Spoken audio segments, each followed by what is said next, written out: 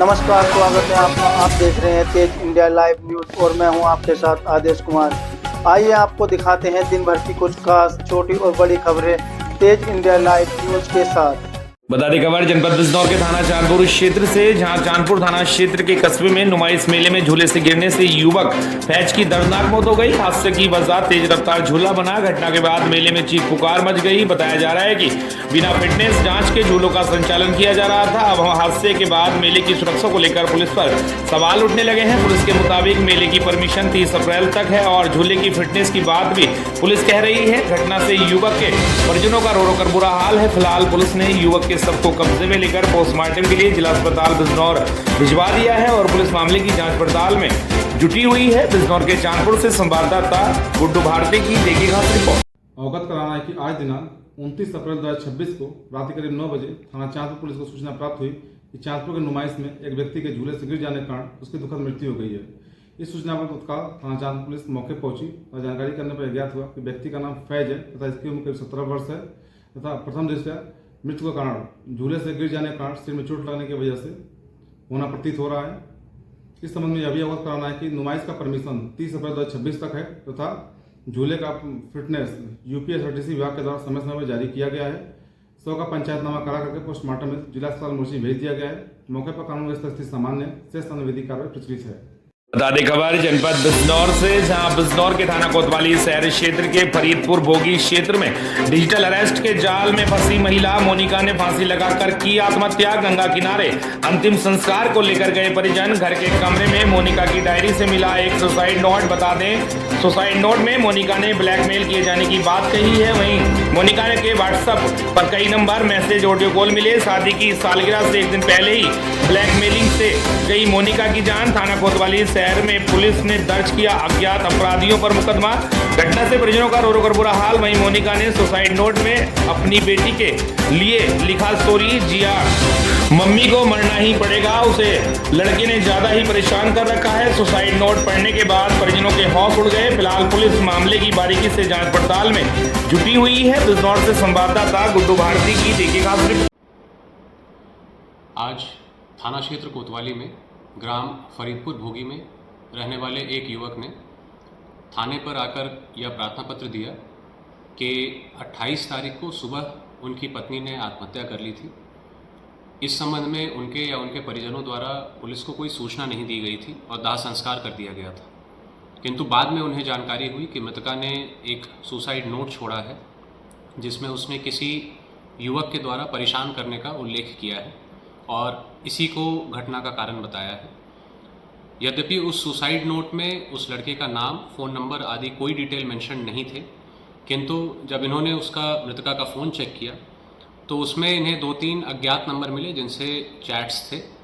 उसमें से एक नंबर पर जब इन्होंने कॉल किया तो उससे प्रत्युत्तर में एक वीडियो कॉल आई जिसमें कोई युवक एक यूनिफॉर्म में था जिसने उस परिजन को जिसने कॉल किया था उसे डराया धमकाया। इस आधार पर परिजनों को यह आशंका हुई कि यह प्रकरण साइबर बुलिंग से संबंधित हो सकता है। इस आधार पर परिजनों की तहरीर प्राप्त कर तत्काल अभियोग पंजीकृत किया गया है। जो संदिग्ध नंबर हैं उन्हें तत्काल सर्वेलेंस में विस्तृत जानकारी हेतु भेजा गया है और जो अग्रिम विधिक कार्रवाई है वो की जा रही है।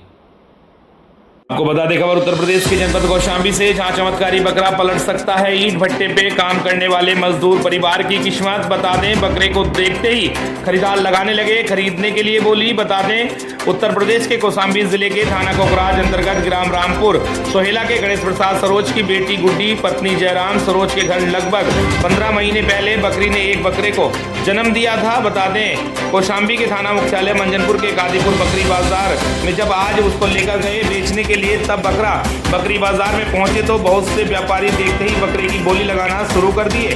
बकरे की खासियत यह है कि बकरे के कान पर, गले पर, पेट पे अल्लाहू अकबर, मोहम्मद रसूलुल्लाह, चांद और तारे, ऐसे बहुत सी चीजें लोगों ने देखी और पढ़ी और बोली लगाना शुरू कर दिया।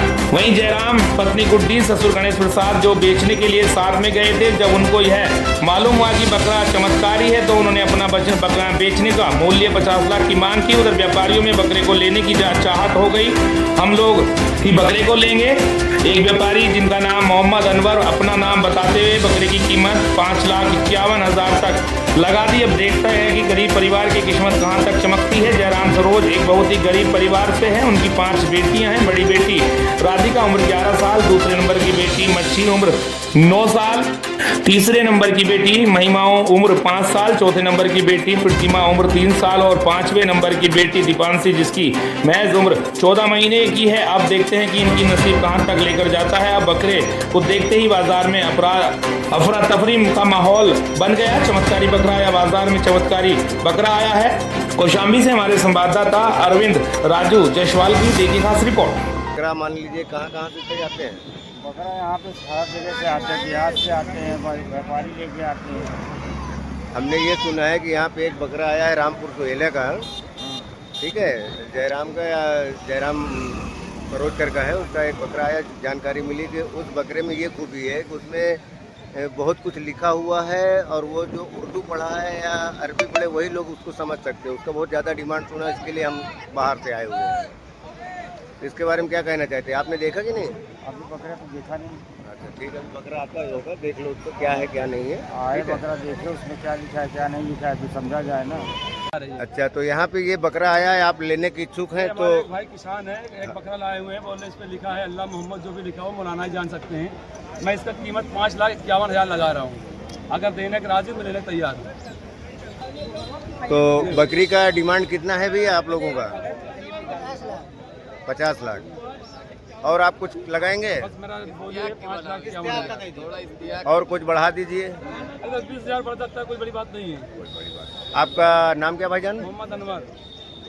ताज़ा खबर उत्तर प्रदेश के जनपद प्रतापगढ़ से, जहां मानिकपुर पुलिस और स्वाट टीम की कार्रवाई। 50,000 का इनामी अपराधी शुभम सोनकर गिरफ्तार। हत्या और दुष्कर्म के मामले में था वांछित अभियुक्त। बता दें आपको, करेंटी तिराहे पर पुलिस ने की घेराबंदी। कौशाम्बी की ओर से आ रहा था अभियुक्त, वहीं पुलिस को देख आरोपी ने की फायरिंग। जवाबी कार्रवाई में पुलिस ने चलाई गोली। मुठभेड़ में आरोपी के दोनों पैरों में लगी गोली। घायल हालत में मौके पर ही दबोचा गया अभियुक्त। आरोपी के पास से 32 बोर की अवैध पिस्टल बरामद की गई है।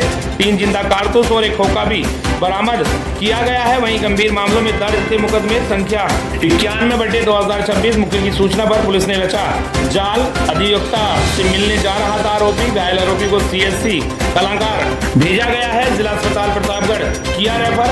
हालत खतरे से बाहर बताई जा रही है। मौके पर फील्ड यूनिट ने जुटाई साक्ष्य। पुलिस द्वारा विधिक कार्रवाई जारी है। प्रतापगढ़ से संवाददाता रत्नेश कुमार शुक्ला की देखिए खास।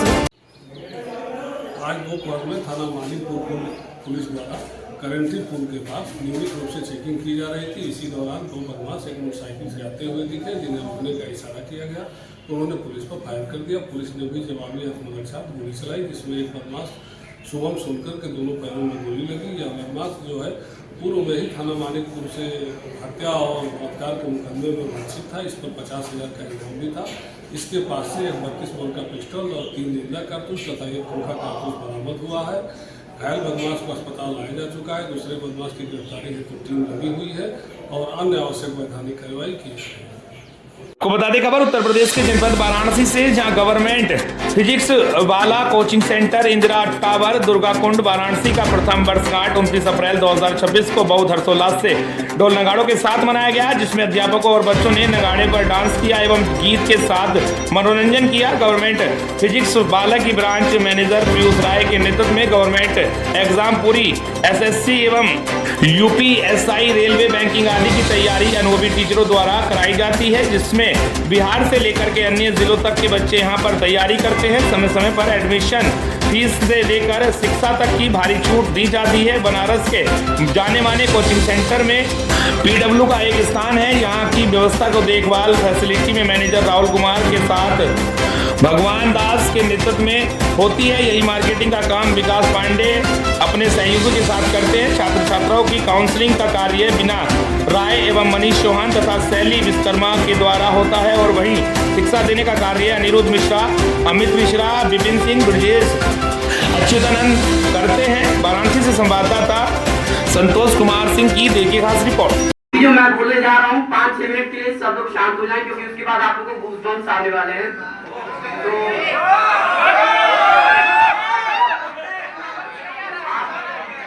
रश्मिरती आप लोग में कितने लोगों ने सुनी है? रश्मिरती रामधारी सिंह दिनकर जो हमारे राष्ट्र कवि हैं, उनकी रचना है उसको पूरी कविता को मैं आज यहाँ सुनाने वाला हूँ। मैं आशा करता हूँ कि आप सभी लोग रोते खड़े हो ही जाएंगे आप लोग के। तो ये